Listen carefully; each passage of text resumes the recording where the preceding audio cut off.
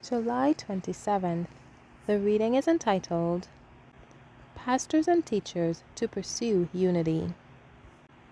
And he gave some apostles, and some prophets, and some evangelists, and some pastors and teachers, for the perfecting of the saints, for the work of the ministry, for the edifying of the body of Christ, till we all come in the unity of the faith, and of the knowledge of the Son of God, unto a perfect man, unto the measure of the stature of the fullness of Christ. Ephesians 4 verses 11 through 13. The Lord has given to those who should be his human agents talents of means, capacity, and influence, according to their ability to employ these gifts in a wise manner for his service. He has given to every man his work, and he gave some apostles, and some prophets, and some evangelists, and some pastors and teachers.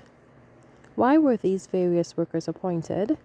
For the perfecting of the saints, for the work of the ministry, for the edifying of the body of Christ, till we all come in the unity of the faith, and of the knowledge of the Son of God, unto a perfect man, unto the measure of the stature of the fullness of Christ, that we henceforth be no more children, tossed to and fro, and carried about with every wind of doctrine, by the sleight of men and cunning craftiness, whereby they lie in wait to deceive, but speaking the truth in love, may grow up into him in all things, which is the head, even Christ.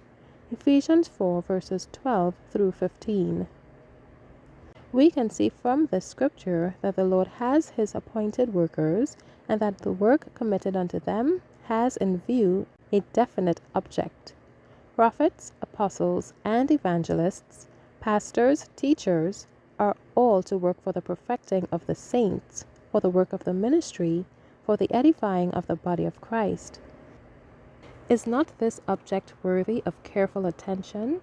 Can we not discern that there has been neglect in some special work for the church, and that the saints have not attained the perfection that God would have them attain?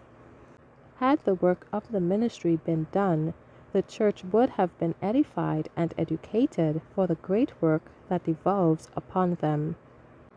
The truth would have been presented in such a way that the Spirit of the Lord would have moved upon hearts, and sinners would have been convicted and converted, and would have taken their position as followers of Christ. Amen. The grace of the Lord Jesus Christ be with you.